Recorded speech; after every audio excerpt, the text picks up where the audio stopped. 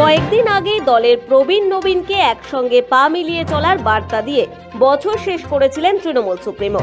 বলেছিলেন পুরনো চাল ভাতে বাড়ে, নতুন চাল আগে বাড়ে।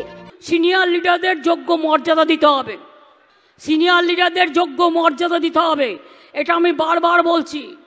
পুরনো চাল কিন্তু ভাতে বাড়ে আর নতুন চাল আগে বাড়ে, দুটো চালকেই আমার দরকার।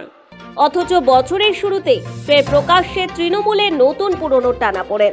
1 জানুয়ারি তৃণমূলের প্রতিষ্ঠা দিবস, আর এই দিনই দলের প্রবীণ নবীনদের মধ্যে প্রকাশ্য চর্চা। একদিকে সুব্রত বক্সী, অন্যদিকে কুণাল ঘোষ। একজন প্রবীণ তৃণমূলের মুখ, অন্যজন নবীনের।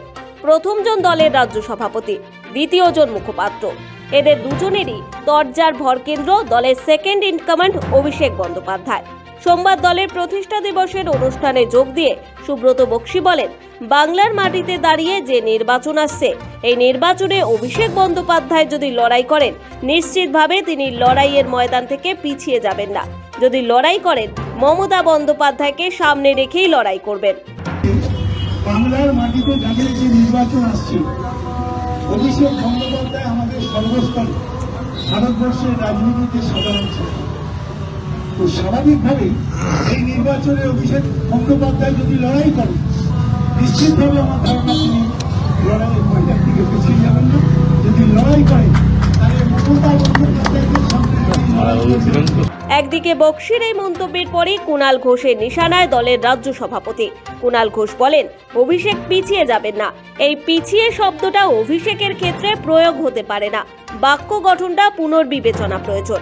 আশা করা যায় বা আশা করি অভিষেকের পিছিয়ে যাওয়ার কথাটা আসছে কি করে?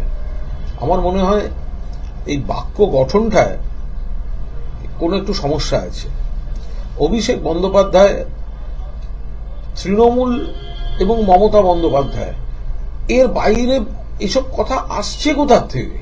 এখন এই অভিষেক পিছিয়ে যাবে না, এই বাক্য গঠনটা বোধহয় পুনর্বিবেচনা প্রয়োজন। এদিনই সুব্রত বক্সী দাবি করেন, কেউ চাইলেও দলে ভাঙন ধরাতে পারবেন না। দল মমতা বন্দ্যোপাধ্যায় ও অভিষেক বন্দ্যোপাধ্যায়ের যৌথ লড়াইয়ে এগিয়ে যাবে।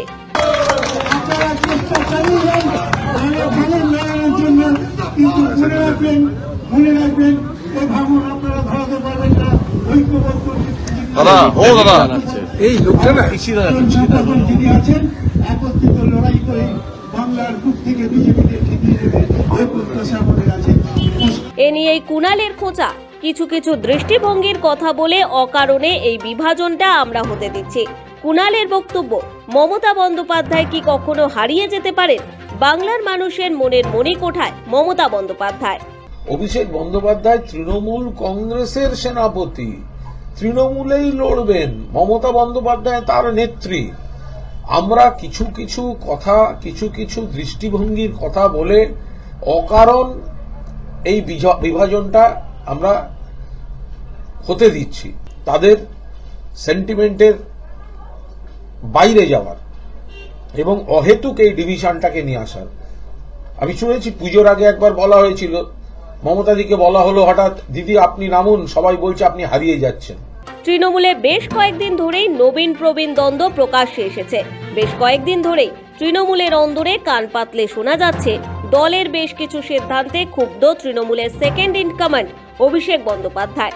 ক্ষুব্ধ বেশ কিছু বিষয় সিদ্ধান্তে প্রশাসনিক গাফিলতি নিয়েও দলের অন্দরে কান পাতলে এটাও শোনা গিয়েছিল, অভিষেক এতটাই ক্ষুব্ধ যে এবার লোকসভায় নিজের কেন্দ্র ডায়মন্ড হারবারে সীমাবদ্ধ রাখতে চান নিজেকে।